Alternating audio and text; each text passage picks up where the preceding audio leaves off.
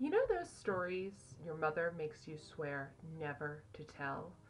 Maybe it's a family secret or a mortifying event better left securely locked in the confines of the past.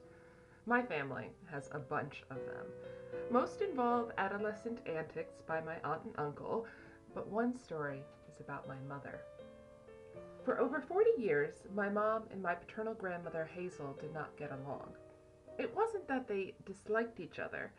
They were both strong women, both educators and teachers who served as the roots of their families. But when it came to their relationship with each other, they were oil and water. Our last time together was at a family reunion in Hot Springs, Arkansas. I always felt I stood out at such gatherings. I never knew the right verbiage or the right topics of conversation. I'd stand awkwardly off to the side, never quite fitting into the rhythms of Oklahoma, East Texas, and Louisiana. I suspect my mom felt the same.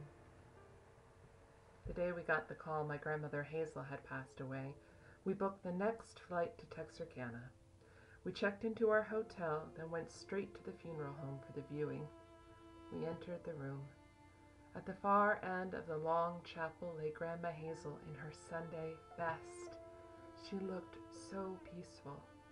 On and around her coffin stood beautiful displays of flowers, delphinium, roses, snapdragons, orchids, larkspur, and of course, lilies. We listened to the soft music play. We watched as more and more family members gathered together, speaking in hushed tones. We had to make ourselves useful. My mom and I grabbed pen and paper. We would record a list of who sent which floral arrangement so the family could send thank you notes following the service. It seemed the least we could do. We stood on the small platform behind the coffin, admiring and listing each friend and relative's condolences. My mom leans back for a better view. She squints her eyes, turns, misses a step, and bang! Mom lands, arms outstretched atop the, now closed, coffin lid. The table sways precariously from the force. I stand frozen. Then my mom shouts at the top of her lungs, "Hazel! Are you all right?" You could have heard a pin drop. The family stare at us stunned. I move forward, gently prying my mother from the top of the coffin and creak open the lid. There is Grandma, with tons of decapitated flowers littering her final resting place. I try to fish the petals out as best I can.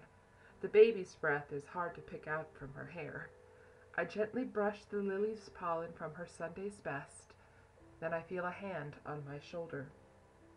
It's the funeral director, and he is not amused. He shoves me out of the way.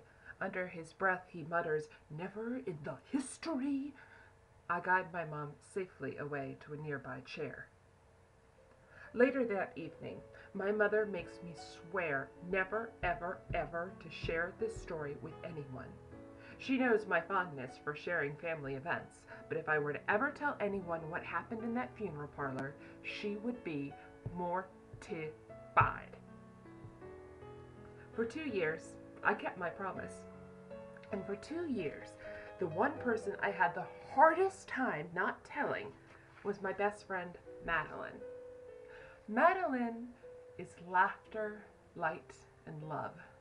She is sarcastic and funny, and I know she would love the tale of Hazel's last revenge. Madeline embodies the spirit of adventure and is enchanted by life. I want so badly to tell her the story. I start to, more times than I can count, but I never do. A few days after Christmas last year, I got a call. Madeline, who has so much life yet to be lived, died at 33. It was a freak accident, the kind you never see coming, the kind that make no sense. It makes you question if there is indeed a greater plan. I rode the train back to New York in silent shock. I arrived at the doorstep of the funeral home, and had to pool all my strength just to walk inside. There was her mother, her father, her brother and sister, our friends from St. Bart's Church, our friends from the neighborhood, from the theater, from comedy and karaoke nights, all standing in absolute disbelief. I walked up to Madeline's coffin and stood beside her mother. I hugged her mother tightly, and together we began to cry. I never told her the story, I started to sob. What do you mean? Her mother responded. And so it came to be that in that funeral home on the Upper East Side of New York City, I broke my promise to my mom. I told Madeline's mother the story of Hazel's last revenge, elaborating every detail as best I could. When I finished, she burst out laughing, grinning through the tears. You have to tell it again, she said. Tell it again. So I shared the story with her father, then her brother, then her sister, and then our whole group of friends. Each person laughed and each person found that the day got just a little bit easier having heard my tale. It was just the kind of story Madeline would have loved, and I was glad to finally get to share it.